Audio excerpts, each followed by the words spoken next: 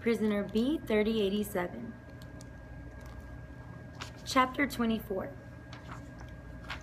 Bergen-Belsen Concentration Camp, 1945. Chapter 24. When the guards at Sachsenhausen tired of us, they shipped us off by train to Bergen-Belsen. We traveled by cattle car again and again. Prisoners died of starvation and suffocation along the way. Once the Nazis dropped 3 loaves of bread in our car through a hole at the top just to watch us fight over it. As our train pushed farther north, there was more room to breathe as the dead dropped to the floor. The train arrived at Bergen-Belsen in the morning, my 7th concentration camp in less than 3 years. The commandant of the camp took one look at us and started screaming at our guards. "What did you bring me? Look at these skeletons. How do you expect these walking dead to work?" The commandant moved among us, pointing at prisoners. Him, him, him, he said. And soldiers pulled the men out of the ranks. I puffed up my chest to try and look as strong and healthy as I could, but the commandant took one look at me and moved on past, picking other prisoners. My heart cried out, no, I had to be strong enough to work. Work was the only way to survive. When the commandant pulled 75 prisoners out of our lines, he had them march to the other side of the tracks and ordered his soldiers to shoot them. They were gunned down before we, surviving wide-eyed prisoners, even had time to react. I quickly turned away. I couldn't watch. The commandant hadn't chosen the strongest. He had taken the weakest. I just couldn't tell the difference. How he could, I didn't understand. I felt terrible for it, but secretly, I was glad it had been someone else who was killed and not me. "Take the others back to the barracks," the commandant said with disgust. "No work for a week until they regain their strength."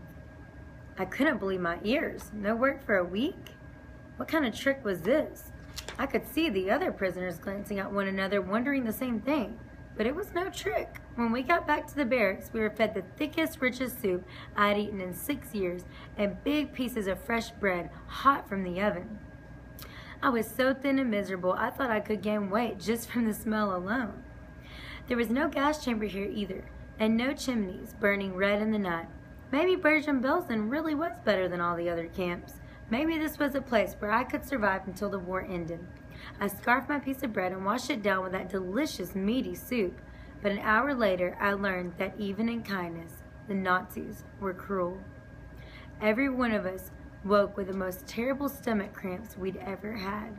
Our poor stomachs weren't used to such hearty food. We spent the night changing places with one another on the 2 barrels left in the barrack. I finally drifted off close to dawn, still hunched over from the pain in my gut. The next day, they brought us more of the thick soup and warm bread, but this time I was careful. I remembered reading about medicine back in Krakow and learning that dry toast helps settle an upset stomach. So I traded my soup for more bread and toasted the bread over the wood stove in the barrack. I hated to give up the delicious soup, but the bread sat better with me, and I slowly began to get stronger. A week later, as promised, we were put back to work. It was the same as always, chopping wood, breaking rocks, building new camp buildings. One day, I was hard at work, hauling boards for the walls of a barrack when one of our new capos called me over. I studied him as I approached. He had a big, round face that was covered with acne pits and scars. Without a word, he punched me in the face. My world exploded. Pain shot from my nose to my brain, and my head snapped back like I'd been hit with a shovel. I fell to the ground, clutching my face. "What did you do that for?" I cried. "What did I do?" I knew I shouldn't have said anything, but I didn't care. I was too stunned.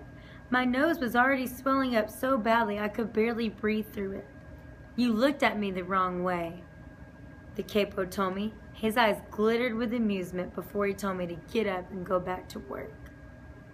My head was throbbing. It was hard to stand. Dark red blood splotched my blue and gray striped uniform. I held the back of my sleeve to my nose, gently, tenderly. It still hurt so badly, trying to stem the bleeding. I hoped my nose wasn't broken. If it was, there was nothing I could do about it. I made it back to the boards I'd dropped, trying not to let my tears spill over. "Moonface," one of the other prisoners said as he fell in alongside me. "What?" I said. Moonface. That's what we call him. He nodded to the big, round-faced capo who'd slugged me. They say he killed 3 men before the war. The Germans put him in prison, but when the war started, they made him a capo. We've got murderers for guards. I knew our guards were murderers now, but I didn't know some of them were convicted killers in the past. I made sure to stay well clear of Moonface after that, but somehow I always managed to be assigned to work duty near him.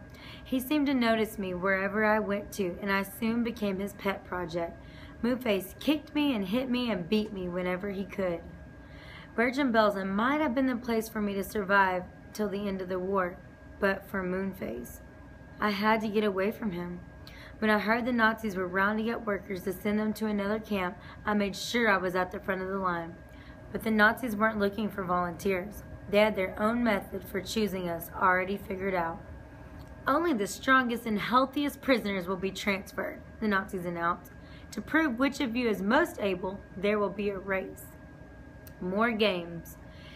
Each of us had to take off our clothes, roll them into bundles, and dash from one side of the barracks to the other. The Nazis watched and laughed as we staggered through the maze of beds. When it was my turn, I took off my uniform and was surprised again at how skinny I was. Even after a week of rest and better food, my arms and legs still looked like toothpicks. "You," one of the Nazis yelled at me, "run." I ran as fast as I could. I had to win this race. I had to get out of Bergen-Belsen. I had to get away from Moonface. I was running for my life. I stumbled around one of the beds and crashed into another, bruising my thigh very badly, but I still flew through the doorway at the other side of the barrack faster than some of the other prisoners. When I burst outside, all I wanted to do was collapse on the ground until my lungs stopped burning and my legs stopped shaking. But I knew if I did that, the Nazis would never pick me to move on. Instead, I forced myself to stand up and looked relaxed, like I'd just taken a stroll in the park. "He can work," one of the guards said. I took my time putting my uniform back over my bony body, bending over so they couldn't see me gasping for breath. I spotted Moonface out in the yard, pushing another prisoner to the ground and kicking him. Another cattle car awaited me, and so did another camp, but at least I'd gotten away from Moonface for good.